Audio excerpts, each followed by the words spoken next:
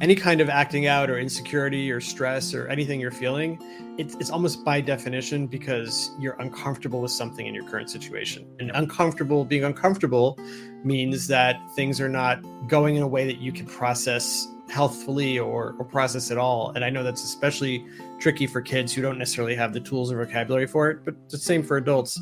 That is the voice of the extremely talented and creative Jerry Kolber, who is just a phenomenal entertainment professional, known for works that you've probably heard of, one being the #1 series on National Geographic, which is Brain Games, and then also on Netflix, Brainchild, where he got to work with Pharrell, was nominated for a Primetime Emmy nomination with that project, Brain Games, and also the co-creator and host of one of the world's most popular kids educational podcasts, which is Who Smarted.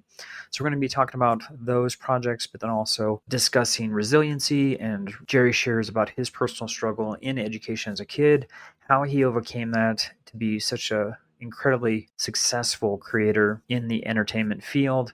We discuss his many educational projects, both on film and in podcast, how the Who Smarted podcast connected with the audience, not only the children, but many, many families, and how they take that connection and relationship and extract experiences and information to put into future episodes. And then lastly, we talk about mindfulness practices, which is a cornerstone for so many of us as educators, as leaders, as we go through really stressful and adverse experiences and feel hopeless sometimes. Jared does a fantastic job of talking through how he improves his focus, his overall well-being, and how this can translate to anyone in the educational space, including the students. Also, you're going to have an opportunity to get an exclusive free product because you're an Aspire to Lead listener. All right, let's dive into the episode. I'm so excited. Can't wait for you to hear the wonderful and amazing Jerry Kolber. Welcome back, everyone, to Aspire to Lead, where we will be discussing the visions, inspirations, and experiences from top educational leaders. My name is Joshua Stamper, and you can connect with me on Twitter or on Instagram at Joshua_Stamper. All right, Aspire Leaders and Teach Better Family, I am beyond excited for my guest today. He has got a long resume, and I can't wait to dive into that. So Jerry Kolber is an accomplished entertainment professional known for his work as a co-creator and showrunner of National Geographic's #1 series, Brain Games, for which he received his Primetime Emmy nomination.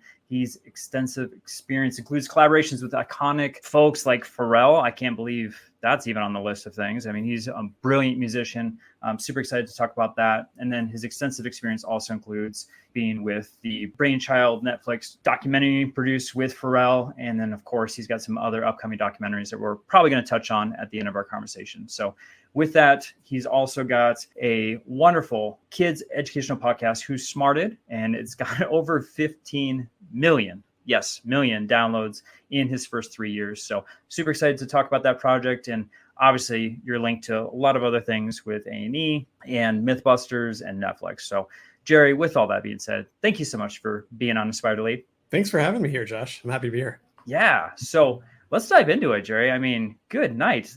I just listed off like 10 different things that most people would dream to be associated with. So would you just share a little bit about your background and how on earth did you get to be on such these just phenomenal educational projects? Sure. Yeah. So my background, I actually studied theater and film at NYU, and I, through a series of strange events, ended up working on a TV show back in the 1990s. Loved it. And so I stuck with television for a while, but I was mostly working on scripted shows. I actually was like the production accountant on Sex and the City. I worked for Dick Wolf for a few years. But I always knew that I wanted to create entertainment that was educational in some way. I just had no idea how that was going to happen. And I just always had that in my mind. And eventually, after 10 or 15 years of working my way up, doing all kinds of show running and production accounting and stuff like that, I had the opportunity to work with the team at National Geographic in New York. And as part of that work, we were working to create a new show about the human brain. We wanted to do something really different and something that would be fun for people who didn't love science necessarily or think they could understand neuroscience. And I kind of raised my hand and I said, I'm your guy. I love science. I love learning how things work, but I was a terrible student. in science, and I was a terrible student in math in high school. I did not connect with how it was taught. Sure. The teachers were great. It was just my learning style. And so when we were creating that show for Nat Geo, I felt like we had an opportunity to create a show that was science for people who maybe think of science as like an S word, was how I kept putting it. And so we created Brain Games, and that show ended up becoming the biggest show in Nat Geo's history. That's where we got myself and my team got our primetime Emmy nomination, and we ended up doing 7 seasons of that show. And it was just it was a phenomenal opportunity in the sense of like being in the right place at the right time, and also support from the network in terms of the marketing of the show. All of those things it was like the perfect storm. And so the success of that really just made it possible at that point for me to really focus on educational entertainment, and that is all that myself and my co-founder Adam Tex Davis and our team, that's all we've been doing for the last almost 15 years now. That one show really, it proved the idea that you could make really, really entertaining content that was also educational if you really think about how to do it and how to make something really special for the audience. And so that's what we've been doing ever since. So incredible. So you had touched on your experience as a student, and I'm always curious with this because there's so many folks that I talk to that have found great success. However, they did not find it in school. You had just mentioned just briefly that, you struggled in science, you struggled in math. I don't know if you were like me, but I struggled in pretty much all of my subjects growing up. So I'm curious just how you leverage that and, work through that in regards to resiliency to really create educational media for the brain, and then, showing that your brain could work differently and be successful in life. Yeah, it's a great question. I wouldn't say that when I was in high school, I didn't really have the tools to work through it. I actually had to go to summer school to graduate because I did so poorly in math. And it was very frustrating for me because I was fascinated by numbers and science and how things worked. It wasn't until I started working in television and really thinking like, is there a way to approach the love that a lot of us have for, I'm just call it like how things work, who are not good at understanding the way science is traditionally taught or math is traditionally taught? Was there a path to making something entertaining that would provide kind of a pathway and entry points for people to start to understand those things?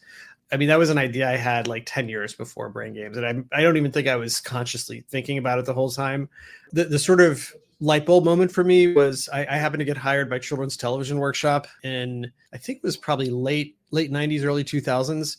And they were developing a show using some of the Sesame characters to teach English to children in Asian countries. And so I got hired on this tiny team, and we made like a bunch of episodes of this show. And in that process, I got a really firsthand look at how Children's Television Workshop and Sesame Street thinks about education. They didn't make a TV show with Sesame Street. They actually used the format of television and the medium of television to do something that hadn't been done before and hasn't been done much since. And getting to understand the psychology of how that worked. And then I thought, this isn't that different. Like making fun games and getting people to lean in and asking questions and having them engage with the screen. Why would that be any different for adults than kids? And so there's a lot of that insight and a lot of what I learned from the amazing team at Children's Television Workshop that got baked into Brain Games. And I think, my resiliency was,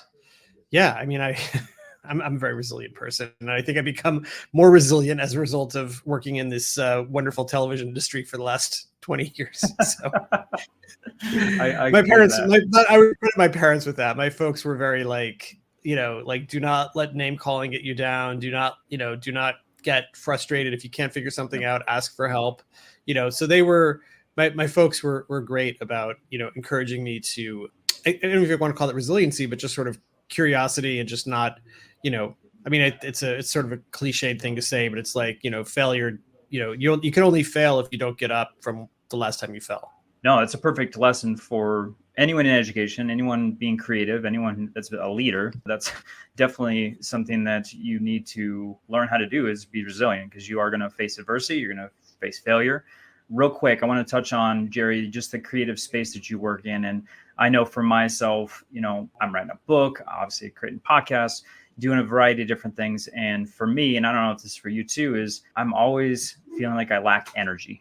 I don't know if that's something for you too. So, what do you mean? Well, just, I'm looking for ways to find like mental performance. I've tried different ways to like boost my energy through, different drinks, trying to exercise, be healthier with my, variety of ingredients. And the reason I'm saying that is because I think I've found a mental performance shot that is extremely healthy for you, which is called Magic Mind. So for those who have been listening for a long time, my Aspire leaders, that I only work with brands that I truly believe in. I love to integrate in my everyday life. So super happy to talk about Magic Mind real quick with Jerry. And so, my story as an administrator, and I don't know how you are, Jerry, but like when I'm busy, when I'm stressed, when I'm tired, I go for the convenient. I go for the easy. And typically that's unhealthy.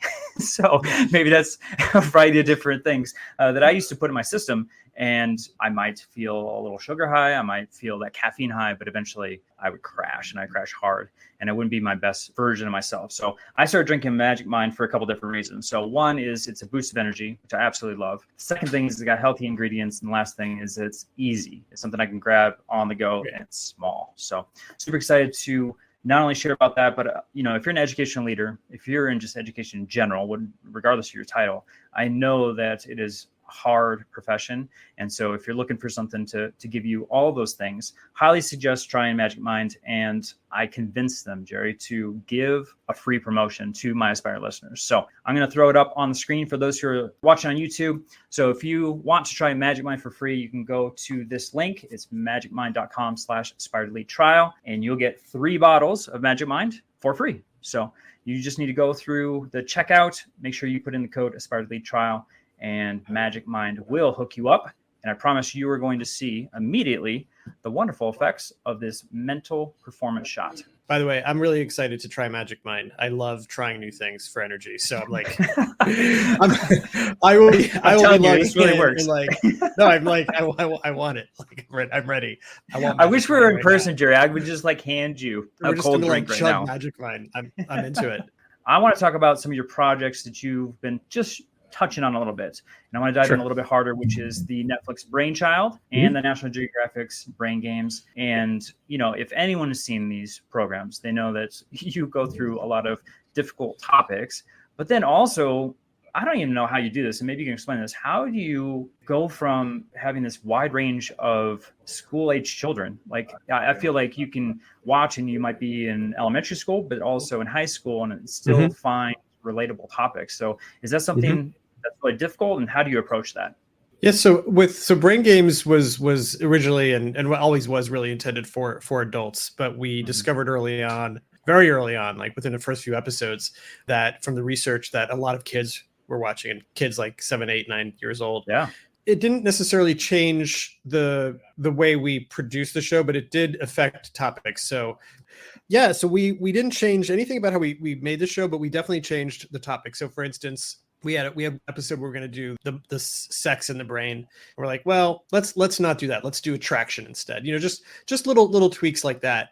But the answer to your question of like, how do we make a show that appeals to all grades, especially with like a show like Brainchild, which is the Netflix series we did with Pharrell, that we hear from, elementary school kids all the way up to high school kids that they love the show.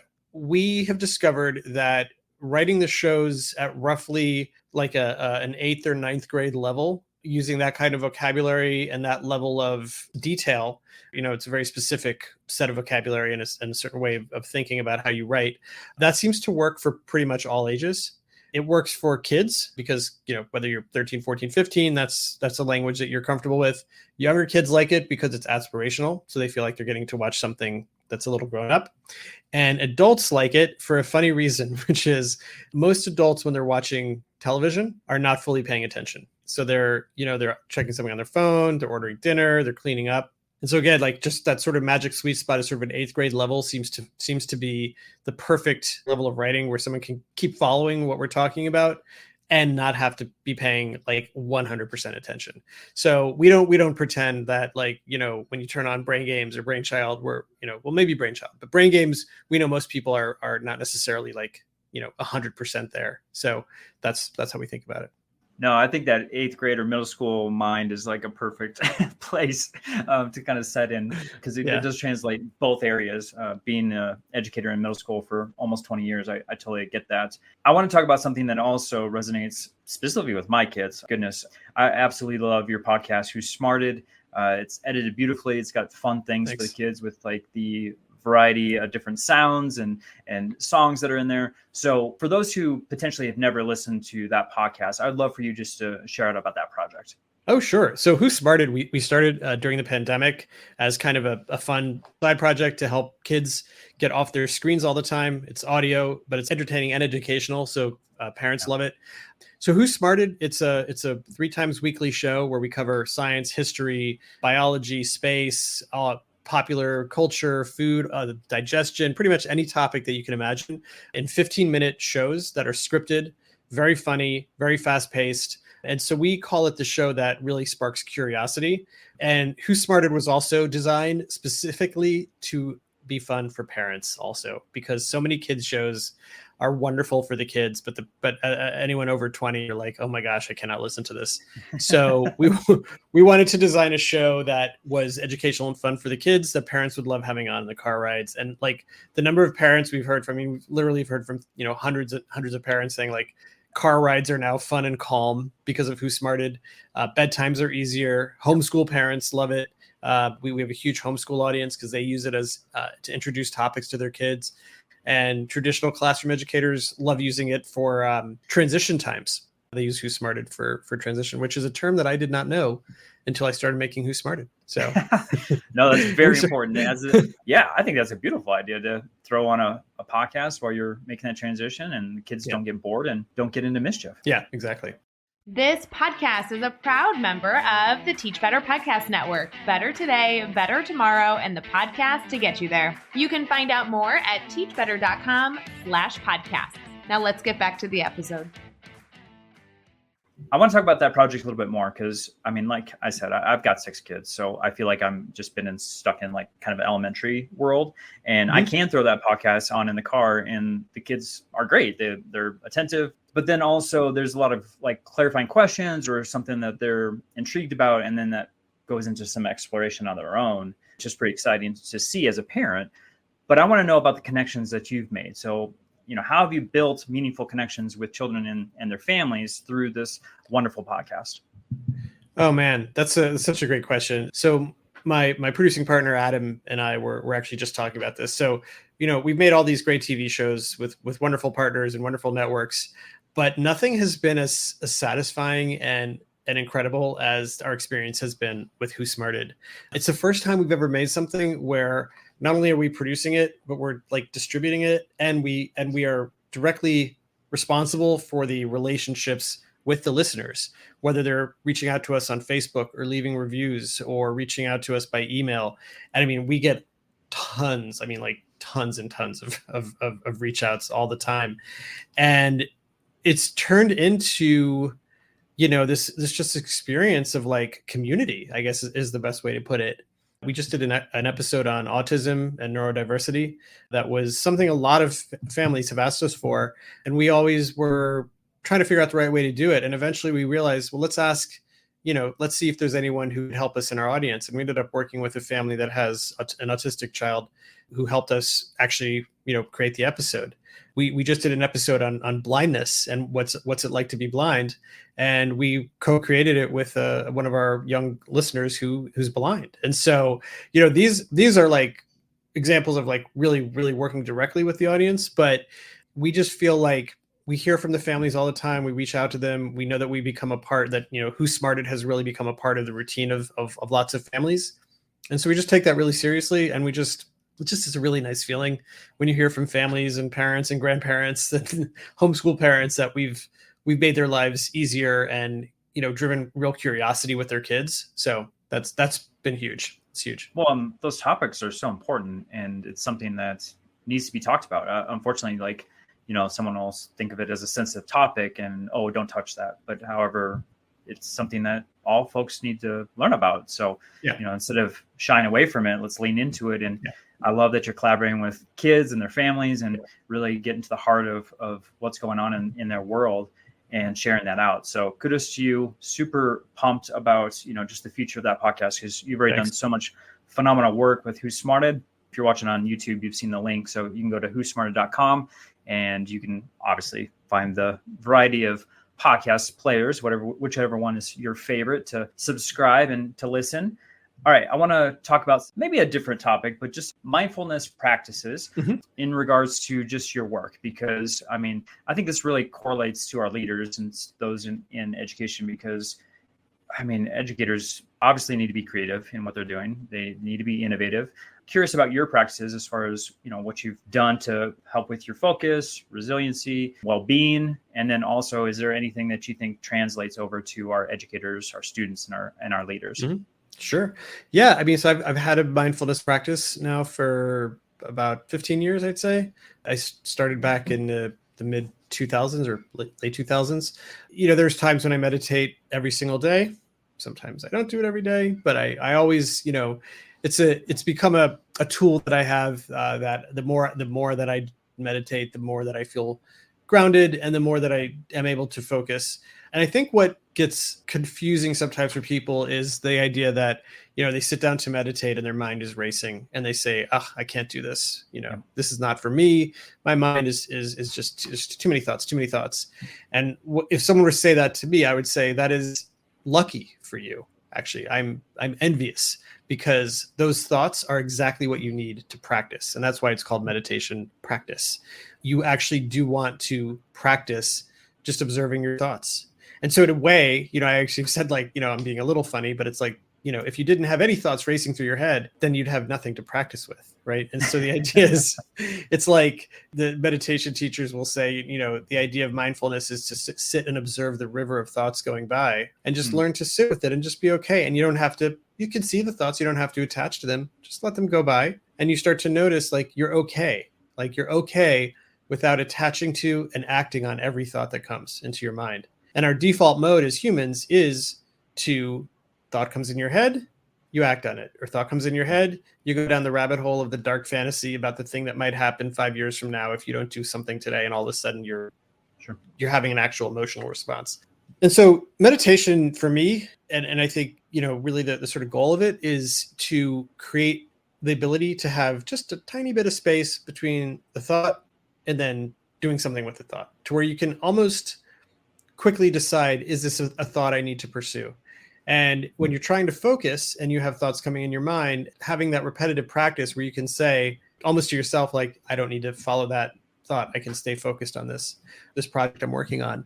But it also comes in handy, very much so, I would think, for educators and administrators in dealing with a rowdy classroom or stressful, demands from the school district or any of that kind of stuff that comes up at work.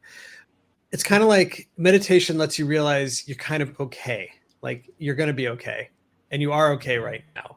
And you can, certainly you can still choose to get upset about something or frustrated or whatever, but being able to make those choices rather than just blindly sort of go into those emotions and those situations, I think it just has made me a healthier person.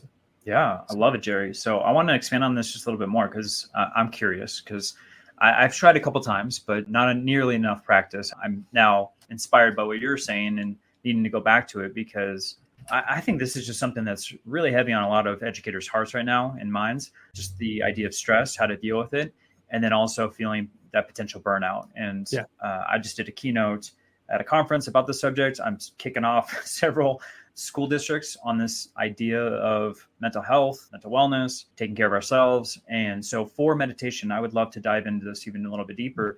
What does that even look like as far as just even your setting? Are you in a quiet space? Do you have music going on? Is that even something that is important? I guess I'm talking through inexperience. Yeah. So what's important with meditation is that whatever practice you choose feels comfortable for you, and so I was trained by a guy named Ethan Nichtern, who he just had a book come out called Confidence, Holding Your Seat Through the 8 Worldly Winds, which is a book quite literally about what you're talking about. It's about, sort of holding your own self despite what might be happening around you. For obviously a very appropriate book for our times. And the training I got was really about sitting comfortably and then just focusing on your breath in and out through your nose. And that's basically it. When your mind wanders, just notice it wanders and go, I would say to myself in my head, oh, thinking or thought, and then just come back to the breath. Insight or Vipassana meditation technique. But some people like to meditate with a little music. Some people do it with their eyes closed, eyes open. Some like a candle or an object.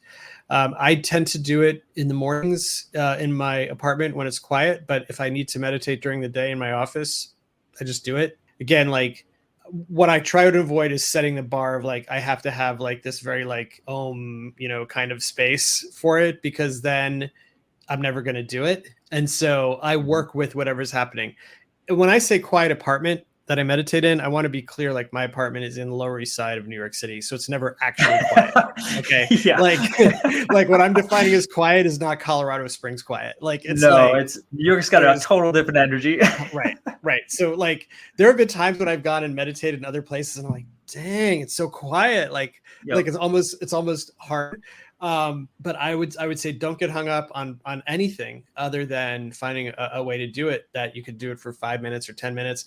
Even like, people get hung up on the idea like that you got to sit cross-legged or sit in a certain way. You can lie down and meditate. You can sit in a chair and meditate. You can walk and meditate. Like, well, don't do that with other people around because you'll bump into them. But, Sure. But like you could, whatever's comfortable for you is great. But I would say my mother was an educator, and she was very important in my life in terms of getting me excited about education and learning. But I also heard a lot from her about her experience as a teacher and counselor. Sure. And she absolutely loved it for most of her career. But the last, I'd say 5 or 6 years of her career, as things were changing in the education system and going in the direction they are now, she was becoming very frustrated with it because it was becoming so much about testing and standards and rules and all of the, at the same time that kids are becoming more distracted and unable to focus, the joy was being taken out of being a teacher in terms of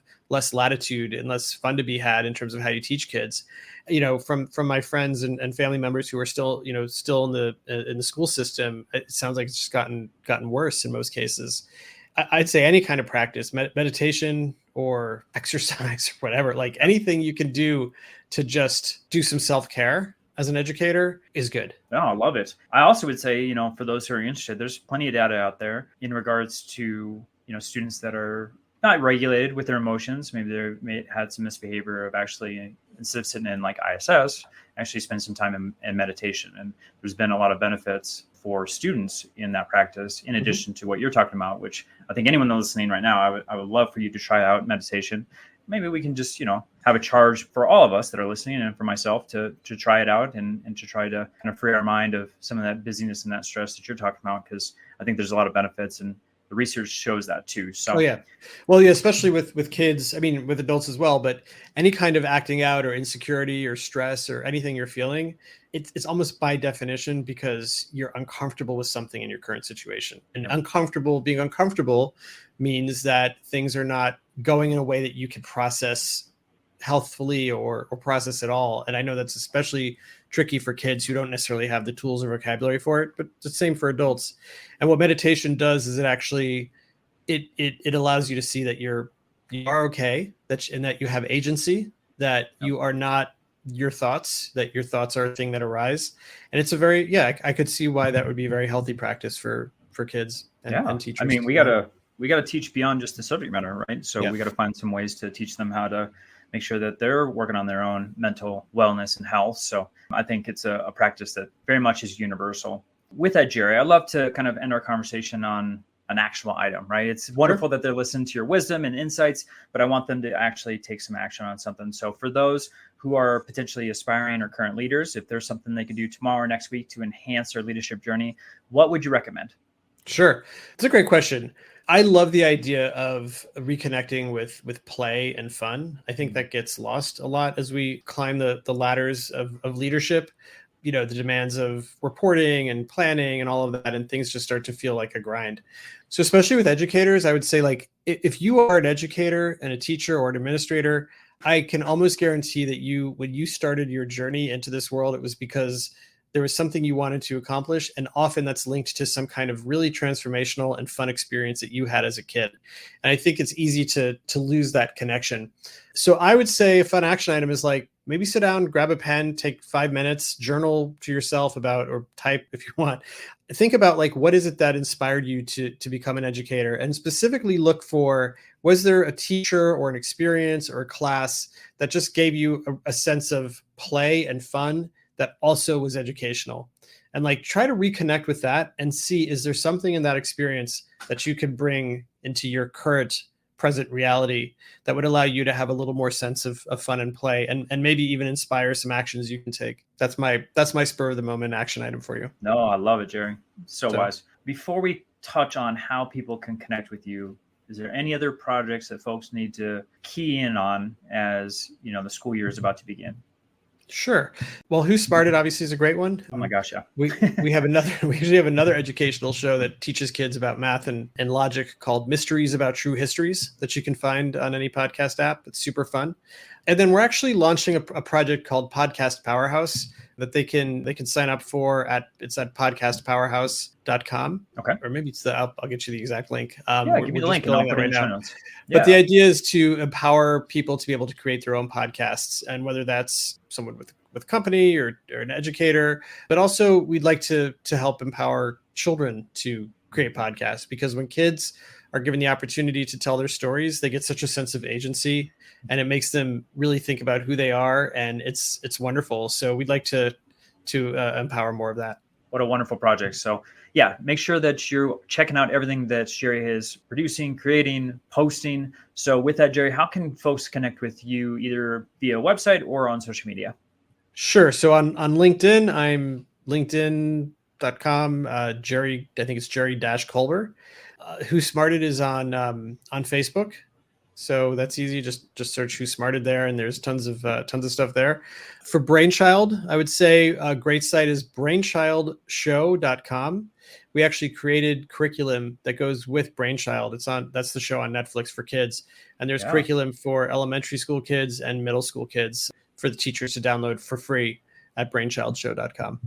So cool. All right. Yeah. Well, we'll make sure all those links are in the show notes. Obviously, If you head over to joshstamper.com, you'll find those links also. You'll find the episode, and then you can head over to YouTube to see this episode on my channel, Joshua Stamper, or over at Teach Better. And that's a growing community also. So make sure that you're subscribing, hitting the like. If you have a question or a comment, feel free to do so in YouTube.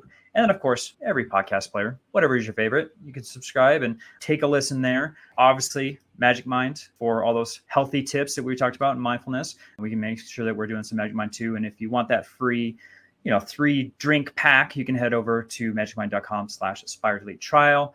Hit that code Aspire to Lead Trial in the checkout, and away you go with your wonderful mental performance shots. With that, Jerry, I am just honored. I'm so amazed by all the creative work that you're doing, and just an inspiration to so many. And I love that you're also taking this platform and just helping so many kids, students out there to be their best version of themselves. And with that, thank you so much for being on Aspire to Lead. Thank you, Josh. It's been a real pleasure.